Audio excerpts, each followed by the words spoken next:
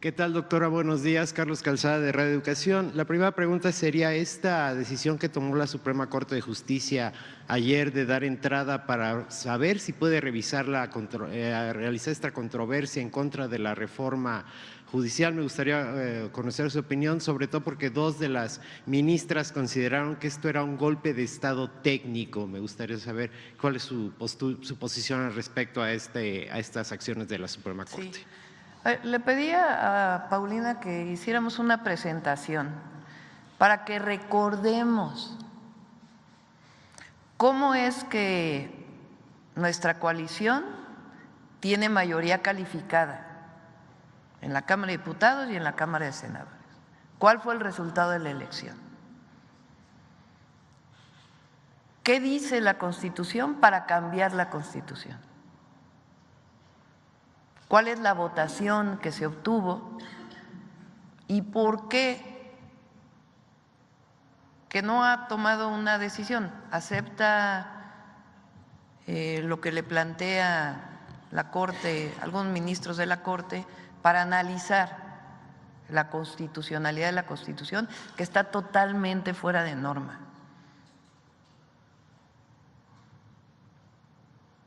Entonces vamos a ver.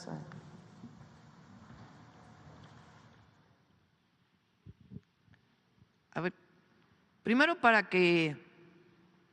todos los adversarios, los que no están de acuerdo con lo que se está aprobando, es una decisión del pueblo de México. Hay que recordar que el 5 de febrero del 2024 el presidente López Obrador presentó 20 reformas constitucionales, las envió a la Cámara de Diputados, o 18 constitucionales y 2 de leyes secundarias. A partir de esa fecha, previo a la jornada electoral, a la campaña, empieza a analizar la Cámara de Diputados, que es la Cámara de origen, estas reformas. Entre ellas, la reforma al Poder Judicial. Lo que se planteaba en la reforma al Poder Judicial, esencialmente, que jueces, ministros, jueces, magistrados, magistradas, ministros y ministras sean electas por voto popular. Durante toda la campaña, quienes me acompañaron, que algunos están aquí, saben que yo en plaza pública explicaba siempre lo que llamábamos el Plan C, y ahí explicaba lo que significaba particularmente la reforma al Poder Judicial. Y explicaba que para poder transformar al Poder Judicial, que por qué se requiere transformar, pues también aquí el presidente López Obrador dio varias veces decisiones del Poder Judicial que tenían que ver incluso con liberaciones de delincuentes, de la delincuencia organizada. No solamente asuntos mercantiles, sino también liberación de delincuentes, sabadazos, etcétera, etcétera, etcétera.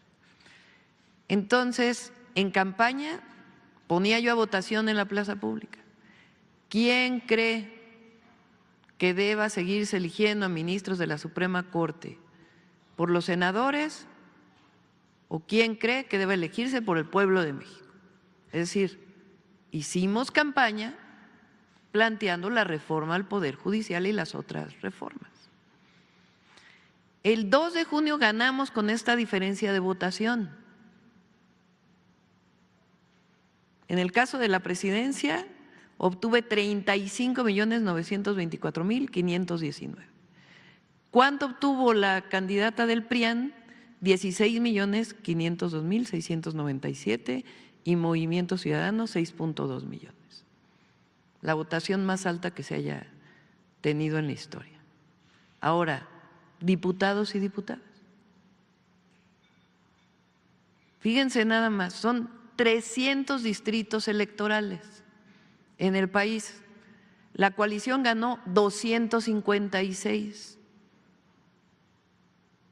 diputados y diputadas, y en votación directa ganaron solo 42 distritos, el PRIAN. Solo 42 distritos. Esta es la votación directa de mayoría. Y Movimiento Ciudadano solo ganó un distrito. Adelante.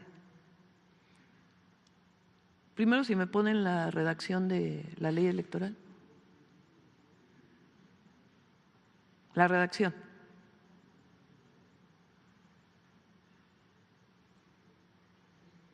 Bueno, de ahí se inventaron algunos de que la designación de diputados plurinominales era una sobrerepresentación, ¿se acuerdan? ¿Qué dice la ley, la anterior?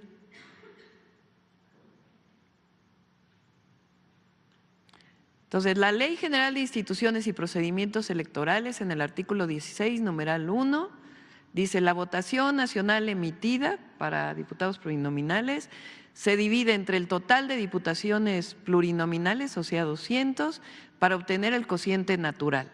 Así lo dice tal cual. O sea, la ley dice la fórmula para obtener el número de diputados y diputadas plurinominales. ¿Cómo se hizo? ¿Cómo lo hizo el INE y después lo ratificó el tribunal?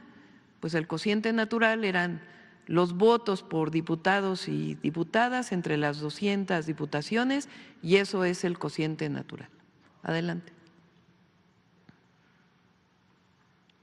Después el artículo 15, numeral 2 dice: para obtener la votación nacional emitida se debe restar a la votación total los votos nulos de las candidaturas sin registro, las candidaturas independientes, y restarlo de los partidos que no hayan obtenido su registro. Así lo dice la ley, tal cual. Se hace la fórmula. Adelante.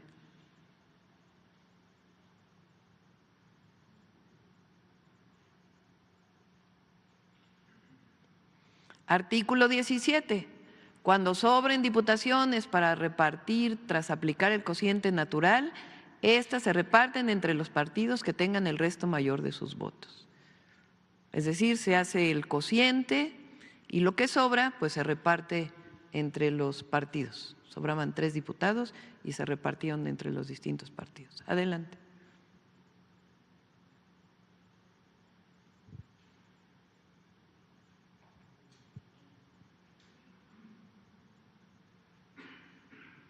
Bueno, así tal cual se hicieron las ecuaciones, las fórmulas matemáticas que dice tal cual la ley.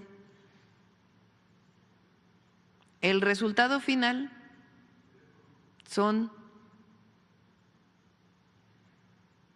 el resultado final del número de diputados y senadores. El total de tenemos, ¿cuántos son, Mario? ¿Cuántos, te acuerdas? ¿Cuántos diputados en total son de la coalición?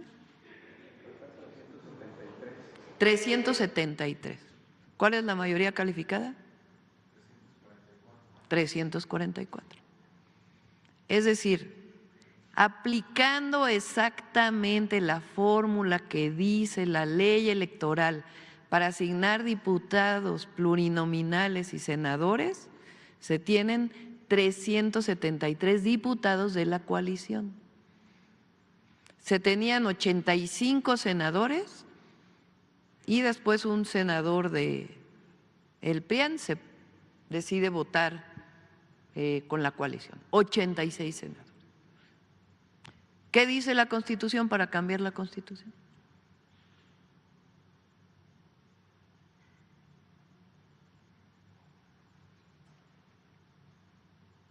A ver si me ponen los artículos de la Constitución. El 39 constitucional.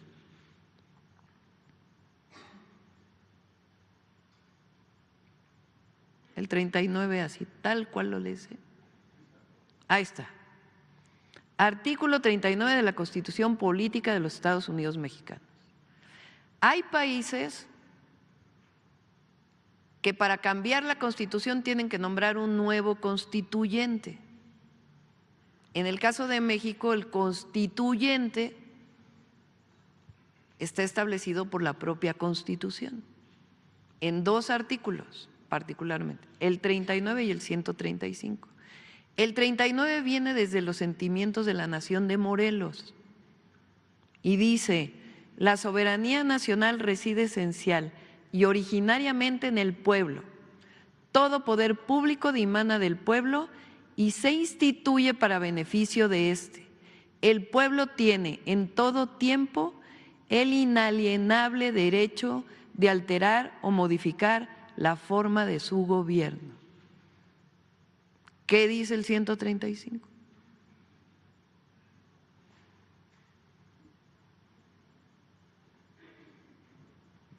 La presente Constitución puede ser adicionada o reformada.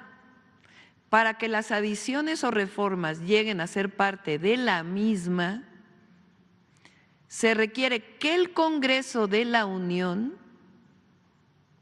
por el voto de las 2/3 partes de los individuos presentes, este es un artículo de la Constitución, acuerden las reformas o adiciones y que éstas sean aprobadas por la mayoría de las legislaturas de los estados y de la Ciudad de México. El Congreso de la Unión o la Comisión Permanente, en su caso, harán el cómputo de los votos de las legislaturas y la declaración de haber sido aprobadas las adiciones o reformas. En ningún lugar de la Constitución Política de los Estados Unidos Mexicanos dice que la Corte puede cambiar la Constitución o puede declarar inconstitucional lo que ya fue declarado constitucional. ¿Cómo es declarado constitucional? Así, con la mayoría calificada de la Cámara de Diputados, de la Cámara de Senadores y de la mayoría de los congresos de los estados. Eso ocurrió con la reforma al Poder Judicial.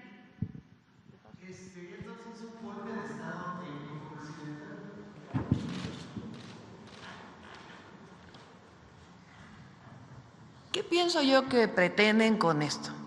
Primero, que nosotros digamos juicio político, traición a la patria. No lo vamos a hacer, es mi opinión. Porque ¿qué quieren? Demostrar que somos un gobierno autoritario. No lo somos. La presidenta fue electa por el pueblo de México. Los diputados, diputadas, senadores, senadoras fueron electas por el pueblo de México.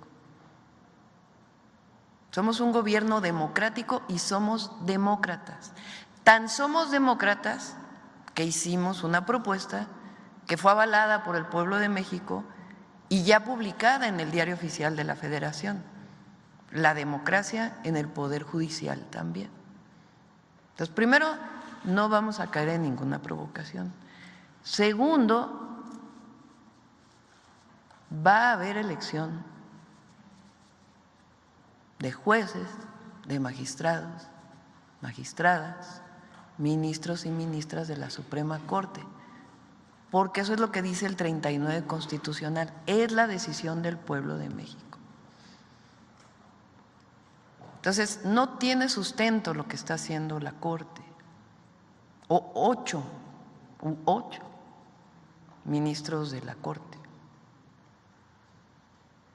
Entonces, ellos saben, porque ellos son abogados, ellos han formalmente leído la Constitución y aplicado la Constitución, algunas veces no, ¿verdad? Porque defienden privilegios, para empezar los suyos, los de los 400,000 pesos al mes que ganan. Entonces, ellos saben que lo que están haciendo está mal. Ellos lo saben, ellas y ellos que votaron ayer saben que no tiene sustento. Entonces, el pueblo de México es a quien nos debemos. Entonces, yo supongo que ellos están provocando, a ver cuál es nuestra reacción.